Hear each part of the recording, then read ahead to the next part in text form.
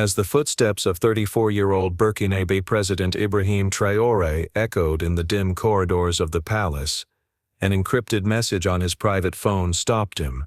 "Cobra, the Paris operation has begun. You are in command.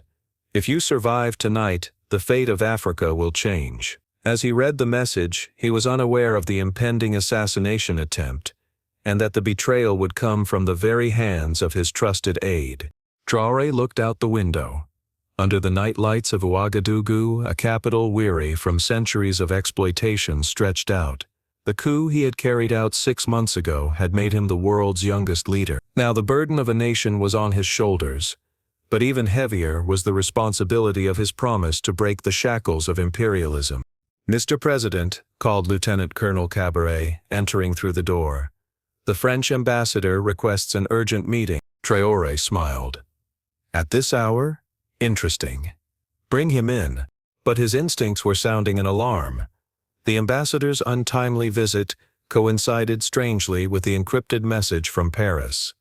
What could be in the ambassador's briefcase? And more importantly, could the recent strange behavior of Traore's closest guard, Major Zongo, be connected to this?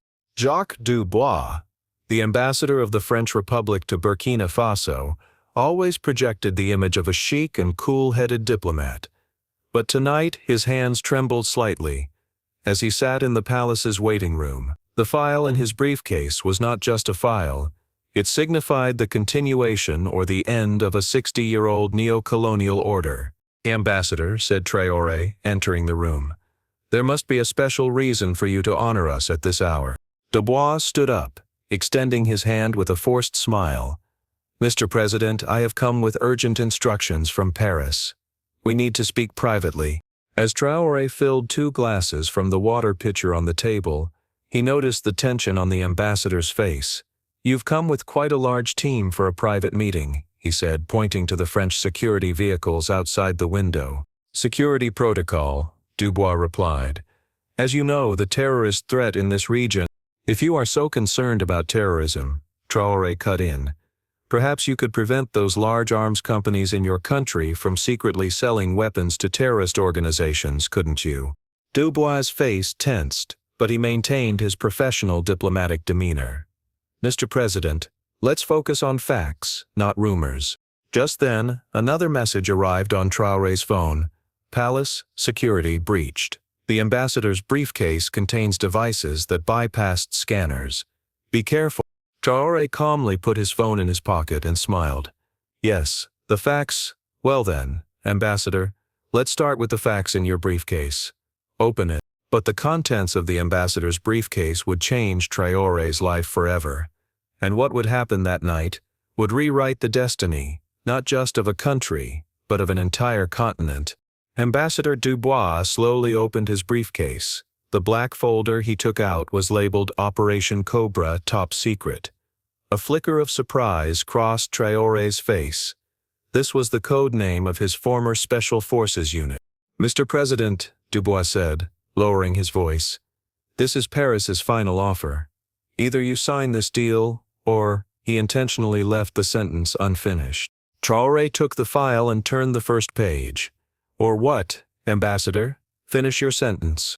Or you may face consequences that could get out of our control," said Dubois, now completely dropping the diplomatic mask. "You remember the fate of Thomas Sankara, don't you?" At that moment, the atmosphere in the room turned ice cold. Thomas Sankara, the legendary leader of Burkina Faso, assassinated in 1987, was Traore's inspiration. The ambassador's words were a clear threat. Traore continued reading the file. It contained an agreement that gave control of Burkina Faso's gold mines to French companies for 50 years, tied the country's defense policy to Paris's approval, and mandated the expulsion of Russian military advisors from the country. "How much time are you giving me to sign this?" Traore asked, with no hint of emotion in his voice. 24 hours, said Dubois. "Otherwise, we might see a new government in Burkina Faso." Just then, the palace alarm system went off. The door burst open, and Major Zongo rushed in frantically. "Mr. President, there's been an explosion in the north wing of the palace. You must get to the safe room immediately." But Traore did not move from his seat. "Zongo, why are you holding a weapon?" A heavy silence fell over the room.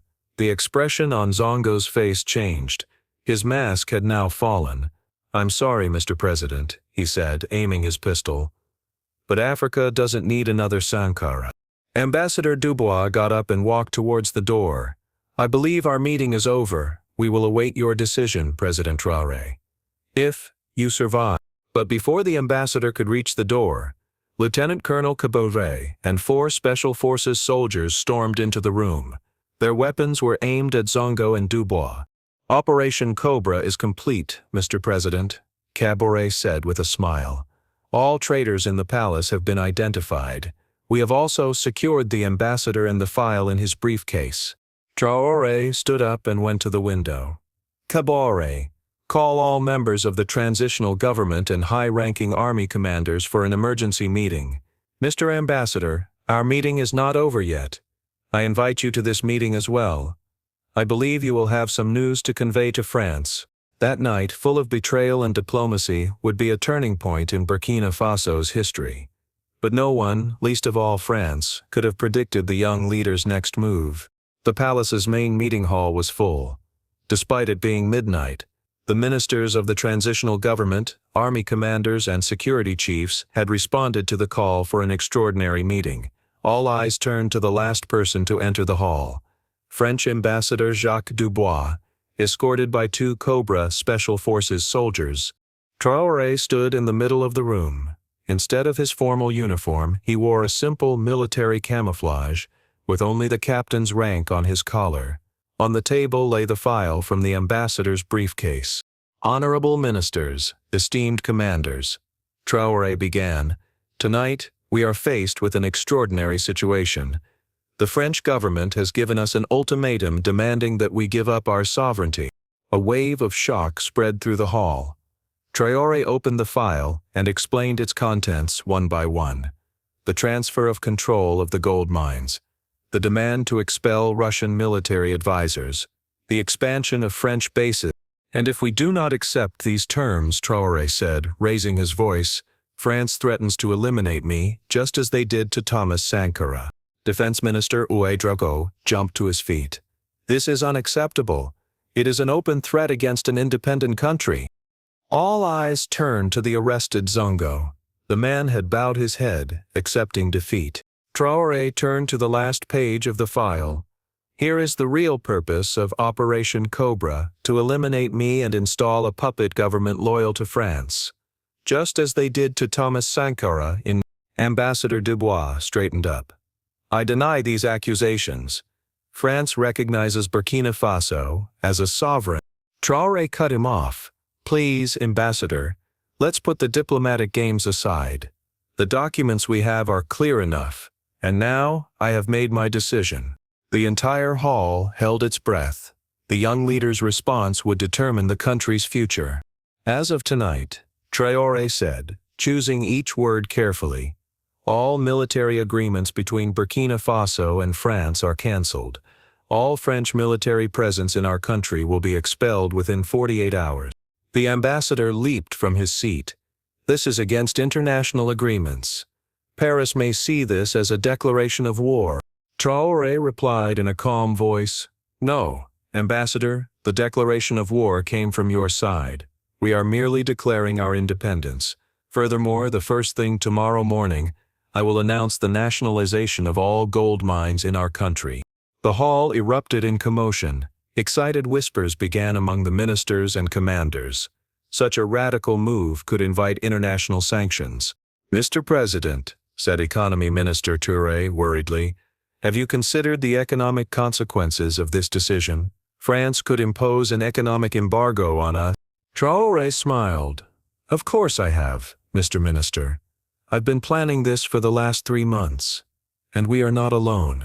The door opened and Foreign Minister Diallo entered. He was holding a tablet. "Mr. President, the call is ready." Traore nodded and turned to the large screen in the hall. The screen turned on, and on it appeared the leaders of 5 African countries, the presidents of Mali, Niger, Guinea, Congo, and the Central African Republic. Malian President Goïta spoke first. "Brother Ibrahim, we have received your news. Burkina Faso is not alone. Today, together, we are breaking our neo-colonial chains." Traore turned to the ambassador. "As you can see, Mr. Dubois, this is no longer the decision of a single country. This is the awakening of Africa." Ambassador Dubois' face had turned pale as a sheet. This was the end of France's 60-year dominance in West Africa. And worse, this rebellion was spreading. "I declare you persona non grata in Burkina Faso, as of tonight," Traore said in a firm voice. "You will leave the country within 24 hours. And know this: we are launching an international investigation into France's role in the assassination of Thomas Sankara." As the ambassador was escorted out of the hall by soldiers, Traore walked to the window. Under the night lights of Ouagadougou, there was now a nation taking its first steps towards independence. But what would be the cost, and more importantly, how would France's revenge come? No one knew that, at that very moment in Paris, another meeting was taking place that would change Traoré's future forever. In Paris, the emergency meeting at the Élysée Palace, the French presidential palace, had gone past midnight. Around the table sat French intelligence chiefs, defense officials and foreign affairs experts. They all wore the same shocked expression. "This is unacceptable," shouted the defense minister. "We cannot accept the closure of our bases in Burkina Faso. They are vital for our counter-terrorism operations in the Sahel." The foreign minister shook his head. "If it were just Burkina Faso, we could handle it somehow. But 5 countries rebelling at the same time, this is a coordinated movement." "And the gold mines," added the economy minister. "The value of our mining rights in Burkina alone is 3 billion euros. We cannot afford to lose this." The French president sat silently at the head of the table, listening to what was being said. Finally, he spoke. "And what about the covert operation? Why did our plan to neutralize Traore fail?" The intelligence chief leaned forward. "Our man on the inside, Major Zongo, was captured. Traore was informed about the operation beforehand. I suspect there's a leak." "Or the Russians," said the defense minister. "Just like in Mali, Wagner could be behind this." The president tapped the table lightly. "It's not the time for accusations. It's time for solutions. What are your suggestions?" "Economic sanctions," said the economy minister. "We can use our control over the CFA franc. If we freeze all transactions in Burkinabe banks, their economy will collapse within a few weeks." "Regional instability," added the intelligence chief. "If we cut off intelligence sharing with the terrorist groups in the region, there will be a security crisis on Burkina's borders. And as a last resort," said the defense minister, "we can activate our other potential collaborators within Traoré's inner circle." The president took a deep breath. "Implement all these options. But be careful. The international community is watching us. And don't forget the rare metals. The uranium from the mines in Burkina Faso is indispensable for our nuclear program." Everyone in the room nodded. The wind of African independence had kicked up a storm in Paris. And in the eye of this storm was a young leader, Ibrahim Traoré. As the meeting dispersed, the president turned to the intelligence chief. "Open the Operation Sankara file. If Traore is such a fan of Thomas Sankara, perhaps they should share the same fate." As the morning sun rose over Ouagadougou, the city was buzzing with an extraordinary energy. Traoré's address to the nation was to be broadcast live on television and radio. All of Burkina Faso was wondering what their young leader would say. When Traoré stepped onto the grand balcony of the palace, the thousands of people filling the square began to cheer enthusiastically.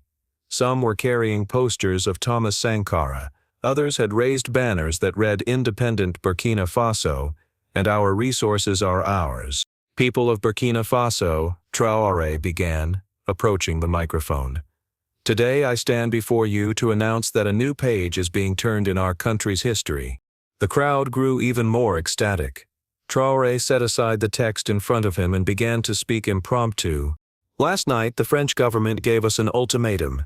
Either we would bow down or I would share the fate of Thomas Sankara. So what was our answer?" Cries of "no" rose from the crowd. "Yes, we refused. We will never compromise on the sovereignty of Burkina Faso, and from today, all French military presence in our country will be expelled. All our gold and uranium mines will be nationalized. Our resources now belong to us. The square thundered with applause. Traore's words echoed not just in Ouagadougou, but throughout the country, and even across West Africa. We are rewriting history here, he continued. We are completing the struggle for independence that Thomas Sankara started 35 years ago.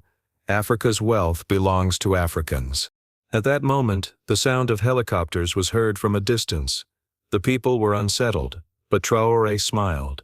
Do not be afraid. These are our helicopters.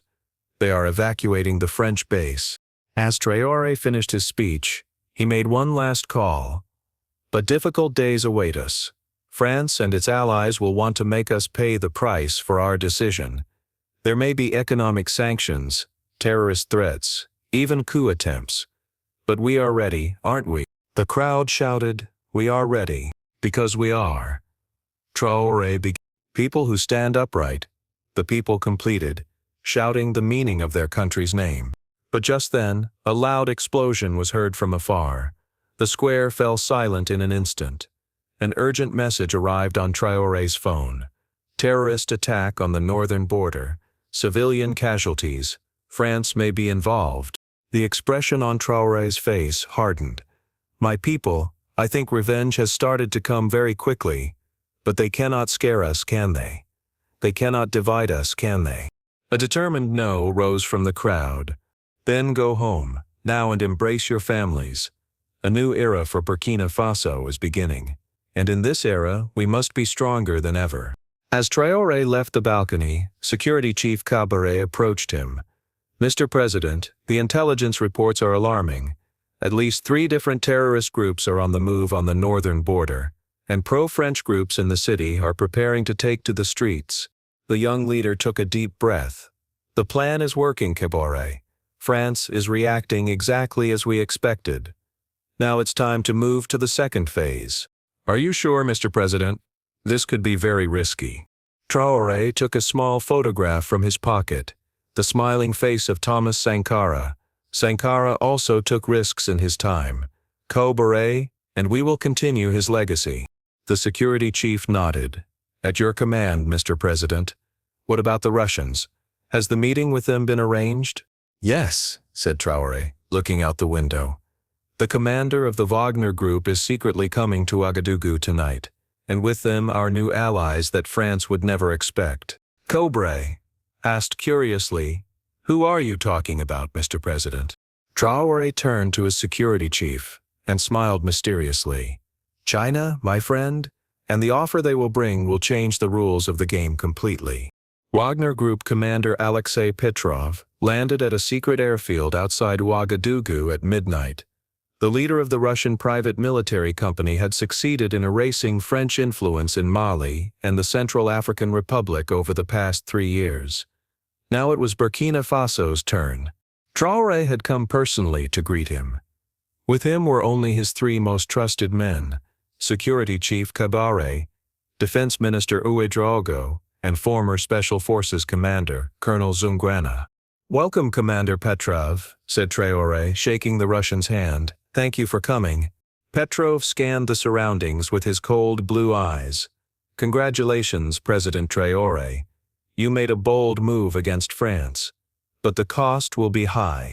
I know, said Traore. That's why you are here. The only light illuminating the dark runway came from a nearby hangar.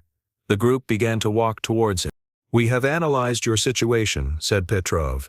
France could organize a coup in your country within 48 hours. There are still disloyal elements within the army. And economically, as long as you depend on the CFA franc, Paris can suffocate you. Traore nodded. I am aware of all that, Commander. So what is your solution? Petrov smiled. As Wagner, we can offer you 1,000 Special Forces soldiers, 10 helicopters and the latest anti-terrorism equipment. In return, Traore cut him off. Control of the mines, right? We are not kicking out one imperialist power just to open our doors to another, Commander. The smile on the Russian's face froze. Then why did you call me, President Traore? When they reached the hangar door, Traore stopped. "Because I have an offer for you, Commander Petrov. But first, I want you to meet our guest waiting inside." When the door opened, the Russian's eyes widened in astonishment. Inside the hangar, sitting at the head of a table, was General Li Shang, the special envoy of the People's Republic of China to Africa. "What is going on here?" Petrov asked, taking a step back. Traore replied in a calm voice, "We are forming a new alliance, Commander, not just among West African countries, but also with the Eastern Bloc, and you have a place in this alliance." General Li stood up and walked towards the Russians. "Commander Petrov, the world is changing. The West's hegemony over Africa is ending. Russia and China can act together in this new balance." Traore headed to the table, inviting the others to follow. A large map of Africa was spread across the table. Some countries were marked in red, some in yellow, and some in blue. He pressed his finger on the map of West Africa. But now, these countries that France saw as its backyard are rising up: Burkina Faso, Niger, Guinea, Togo. "We have all made the same decision: no to France." Petrov studied the map. "So you're telling us that Russia and China should cooperate instead of competing. Why?" "Because if you fight for the whole pie, you will gain nothing," said Traore. "But if you share the pie, we all win." General Li nodded in agreement. "President Traore is proposing this. Russia will provide military security, China will provide infrastructure and economic investments, and African countries will retain control of their own resources. A formula where everyone wins." "And France loses," Traore added with a smile. Petrov continued to study the map with a thoughtful expression. "And what do you want in return for this, President Traore?" "Simple," said Traore. "We will deploy 500 of Wagner's Special Forces soldiers in our country, but only for training and counter-terrorism. We will retain control of the mines, but we will sell 30% of the extracted gold to Wagner and 30% to China at a price 15% below the world market."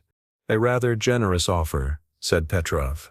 "And China," Traore continued, "will provide us with the technology and infrastructure support to create a new currency. We will completely get rid of the CFA." General Li smiled. "Our digital yuan technology can be adapted for African countries. You can completely free yourselves from France's financial control." Petrov leaned on the table. "This plan is huge, President Traore. It's not just a matter of one country. It's a move that will change the geopolitical balance of the entire continent." "Yes," said Traore, his eyes shining. "We are no longer thinking small, Commander. The time has come for Africa to win its second independence. The first was political. Now we are taking our economic and military independence." Just then, Traore's phone rang. It was Foreign Minister Diallo. "Mr. President," Diallo said in a frantic voice, "the Bank of France has just announced. They have cut off all banks in Burkina Faso from France. Money transfers will stop from tomorrow." Traore smiled. "Right on time, Diallo. Everything is going according to plan. Tell the Minister of Economy to launch Operation Gold." After hanging up, he turned to his Russian and Chinese guests. "France has drawn its economic weapon. Now it's time to respond." "What will you do?" asked Petrov. "We will create Africa's first independent digital currency," said Traore. "A currency backed by our gold reserves, powered by Chinese technology, and protected by Russian military strength. Its name will be Burkina Gold." General Li blinked.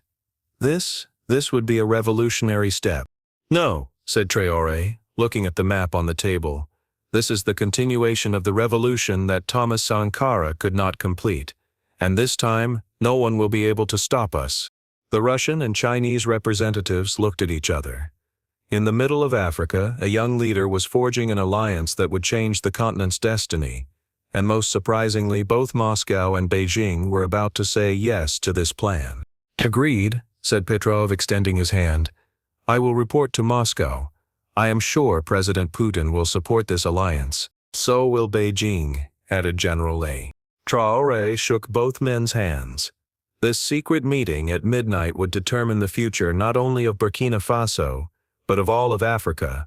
However, there was one fact that no one knew. French intelligence in Paris was listening to every word of the meeting. And right now, the order to launch the deadliest phase of Operation Cobra was being placed on the French president's desk. As day broke in Paris, the crisis meeting at the Élysée Palace entered its third day. The president's face grew darker as he read the latest intelligence reports from Burkina Faso. "This is unacceptable," he shouted, throwing the report on the table. "Traore is making a deal with the Russians and the Chinese? Is he handing over our gold mines to them?" The intelligence chief shook his head. "It gets worse, Mr. President. 5 other countries in West Africa are preparing to adopt the same model. All of France's economic and military influence in the region will be completely wiped out." "And this Burkina gold nonsense," said the economy minister. "If these countries leave the CFA franc and create their own currencies, our economic control will end. Then we are launching the final phase of Operation Cobra," the president said in a firm voice. "Take down Traore within 24 hours. The defense minister leaned forward. "Coup preparations are complete, Mr. President. The former chief of general staff, General Zoinbri, is ready to move his troops towards Ouagadougou. They are just waiting for your approval to attack the palace." "I give the approval," said the president. "But you must understand this. This operation must never be linked to France. Officially, this will be just an internal matter for Burkina Faso." The foreign minister looked worried. "What if we fail? Traore has the support of the people, and now he has Russian and Chinese support as well." "Failure is not an option," the president said harshly. "Mobilize all resources. Traore will either surrender or be dead within 24 hours.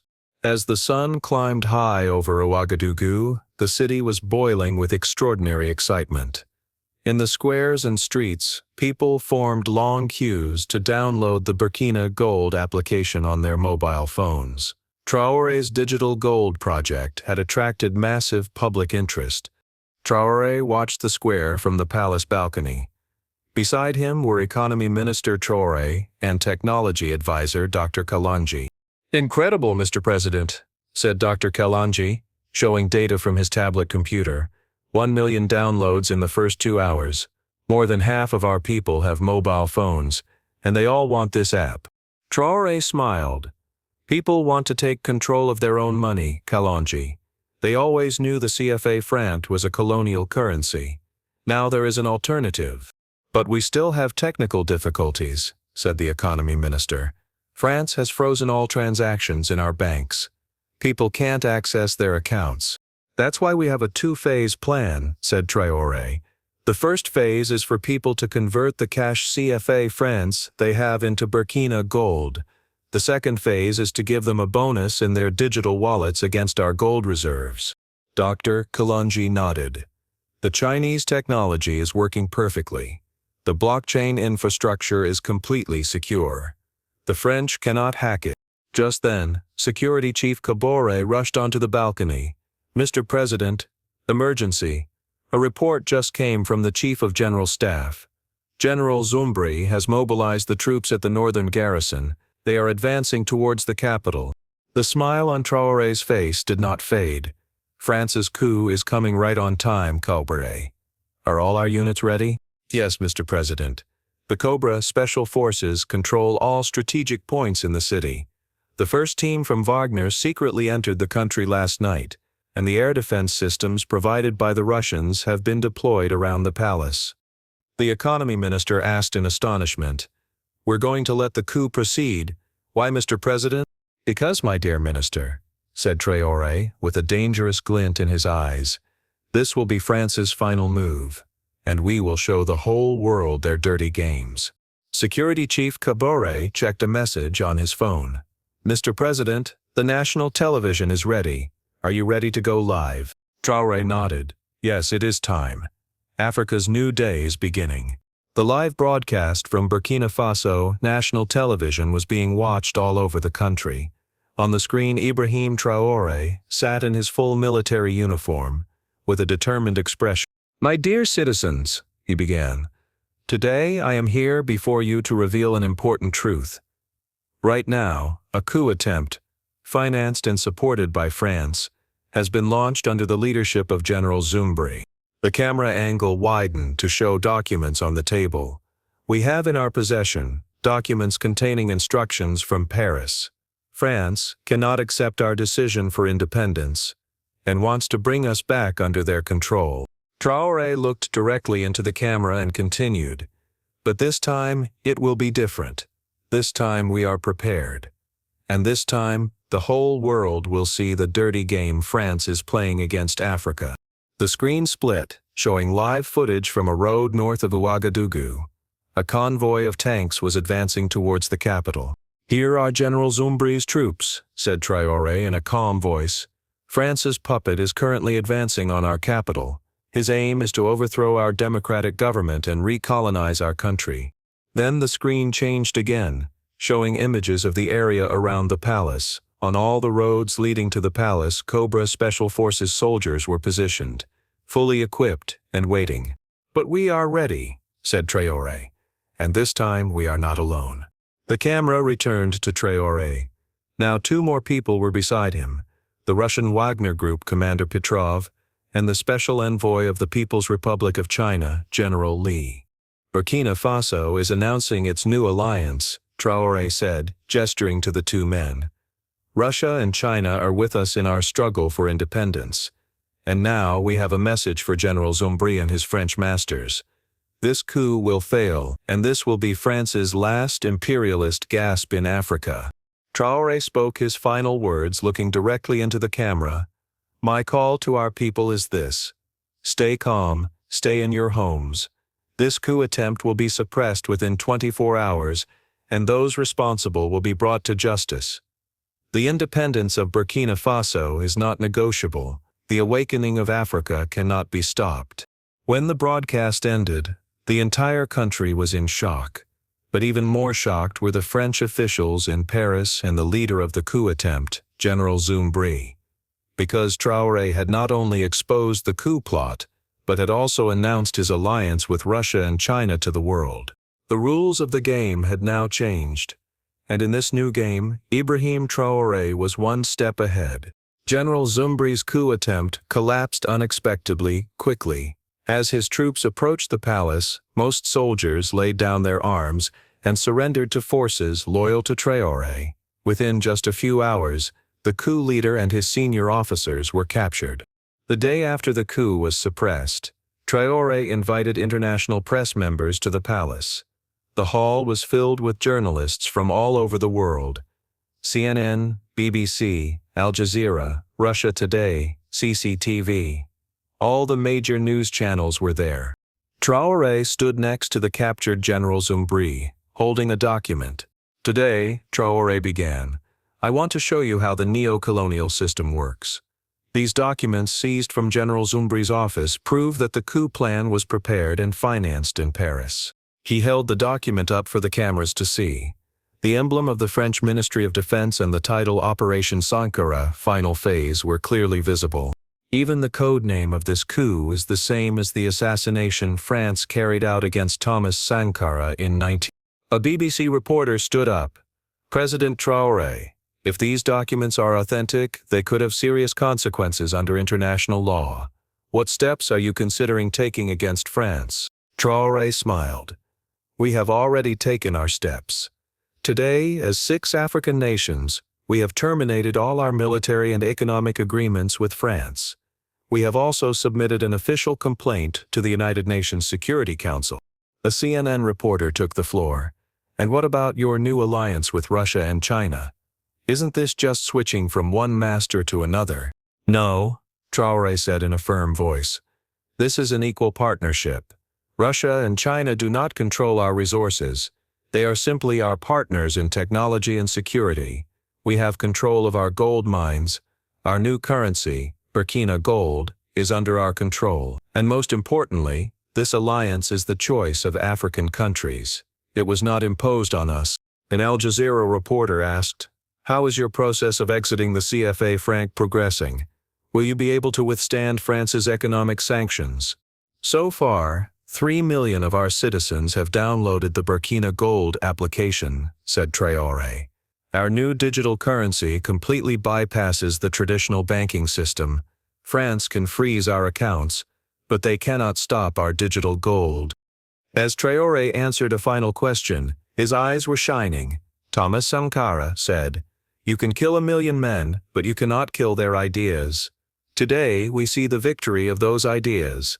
The name of Burkina Faso means land of the upright people, and today, all of Africa is standing up.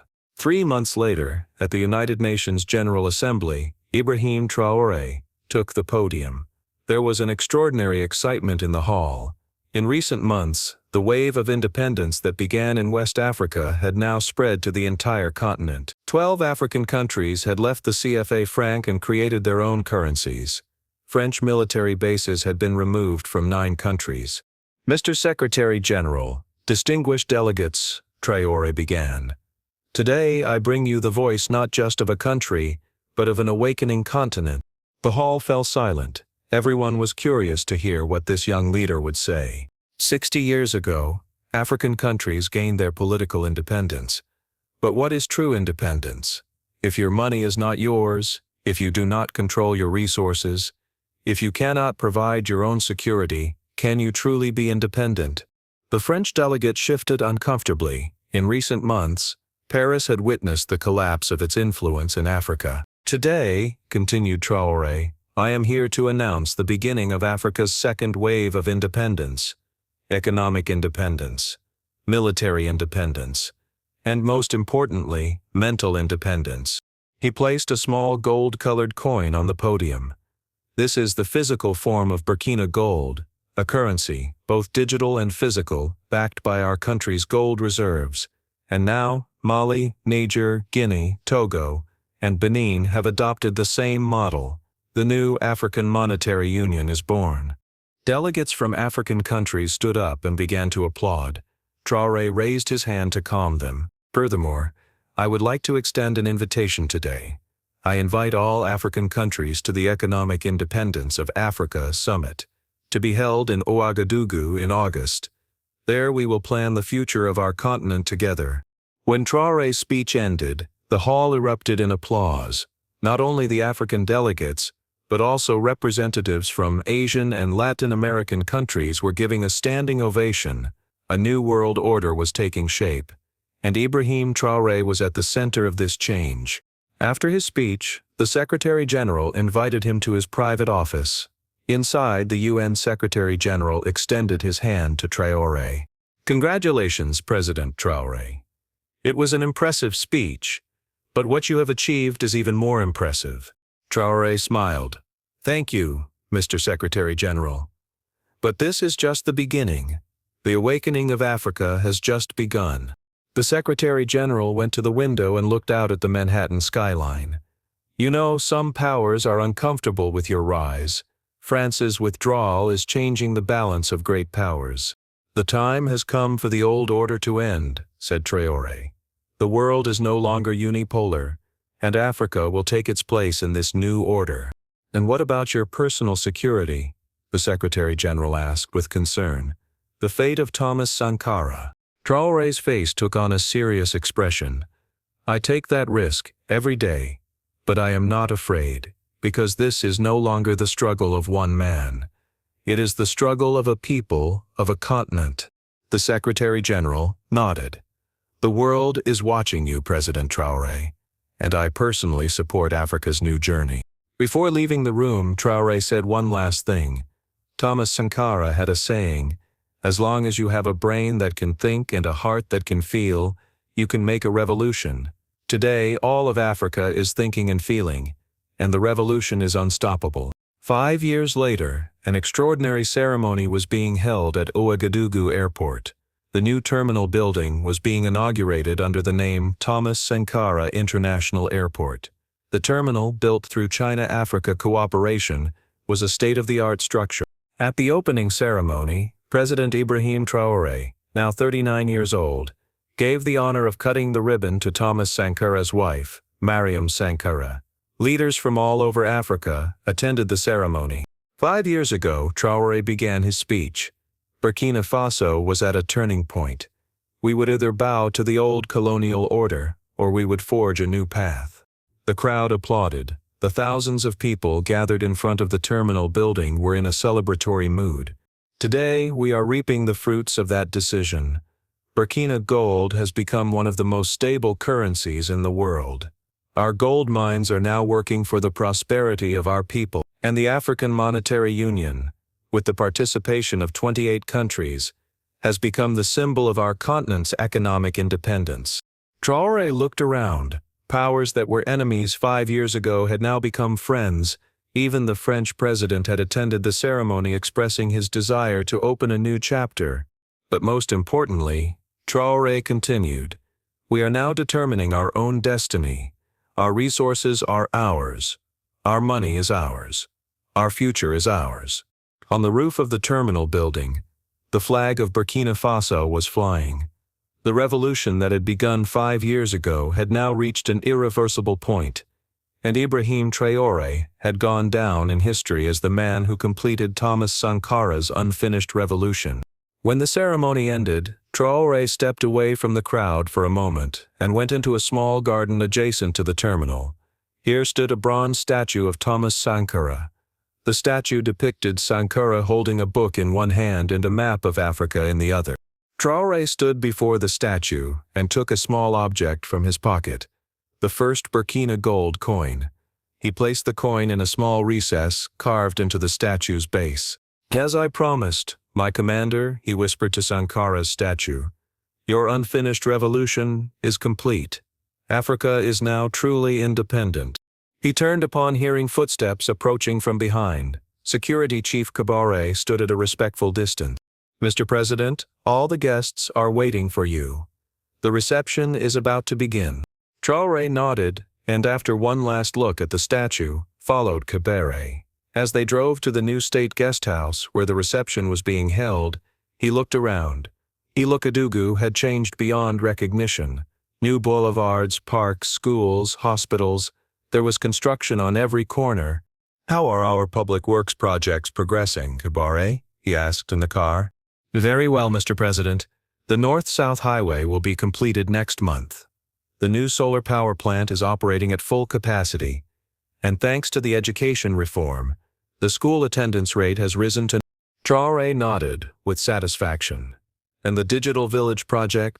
780 out of 1,000 villages now have internet access. 2 million people have participated in the digital literacy program. We will reach our target 2 years ahead of schedule." When he entered, leaders from all over Africa greeted him. Mali, Niger, Guinea, Congo, Tanzania, Ethiopia, all were now members of the African Monetary Union, and all had followed the movement started by Ibrahim Traore. The Prime Minister of Ethiopia approached him. "President Traore, today is a historic day. On the 5th anniversary of the African Monetary Union, our continent's economic growth rate has reached twice the world average, and this is just the beginning," Traore said with a smile. "Our mining revenues are now going to our own people. Technology transfer is accelerating. Africa's young population is raising the leaders of the future." Malian President Goïta raised his glass.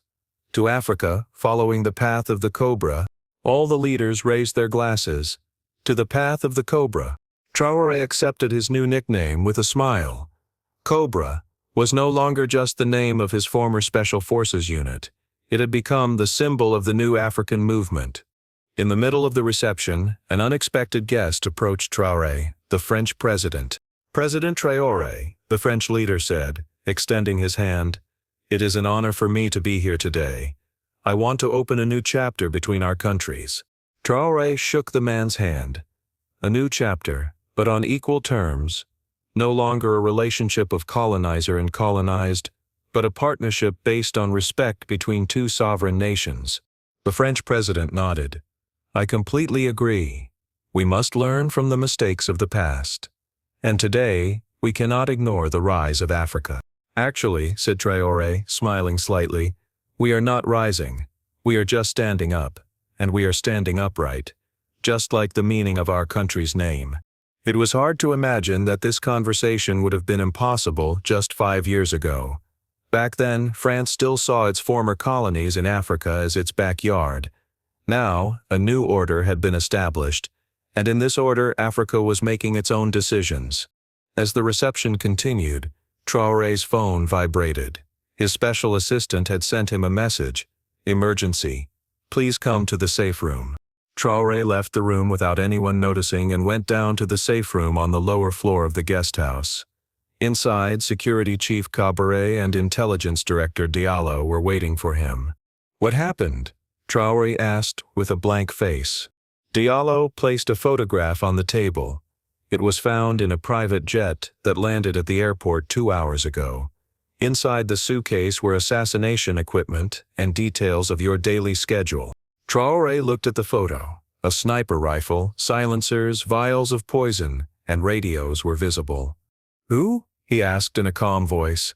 Retired agents of the former French intelligence service, said Traore. They are currently being interrogated. Any connection to the French government? Diallo shook his head. We don't know yet, but what's interesting is this. This operation was codenamed Operation Cobra Final. Traore took a deep breath. Over the past 5 years, there had been 11 assassination attempts on his life. This was the 12th, but none had succeeded. Increase security measures, he said in a firm voice, but quietly. I don't want it to cast a shadow on today's ceremony and celebrations. And the French president? Asked Traore. Should we arrest him? Traore thought. No, this may not have been done on his direct order. Former Secret Service members might be acting on their own initiative. Let's wait for the results of the interrogation. Just then, the door knocked, and Traoré's special assistant entered. Mr. President, there's a situation upstairs. The people are gathering to see you. They are chanting Cobra. Traore smiled. Let's go then. Let's not keep our people waiting. When he stepped out onto the guest house balcony, he saw thousands of people gathered below. The chants of Cobra, Cobra, Cobra rose to the sky. Traore stood on the balcony and raised his hand. The crowd slowly fell silent. My people, Traore began, today we are here to celebrate the awakening of Africa. 5 years ago, they told us it was impossible. They said you can't succeed. They said you can't stand against foreign powers. The crowd shouted no. But what did we do? Asked Traore. We stood up. The people replied. Yes, we stood up. We stood upright. And today, in every corner of Africa, people are standing upright. Our resources now belong to us. Our economy now belongs to us. Our future now belongs to us. The crowd responded with cheers of joy. Traore spoke his final sentence. Thomas Sankara said, Open your eyes, use your brain, work for your people. Today, our eyes are open. Our brains are awake, and we are now working only for ourselves. As his speech ended, the sun was shining brightly overhead. Over Ouagadougou, there was the light of a new era, and at the center of that light stood a young leader, Ibrahim Traoré's, the cobra, the symbol of Africa's awakening. As he stood on the balcony, he looked far away, towards the horizon. The future that lay before him was no longer a script written by others, but a path drawn by his own people, and that path was the road to Africa's true independence. Once the world's youngest leader, he was now the hope of an entire continent, and that hope, just like the savannah sun, was shining brighter with each passing day.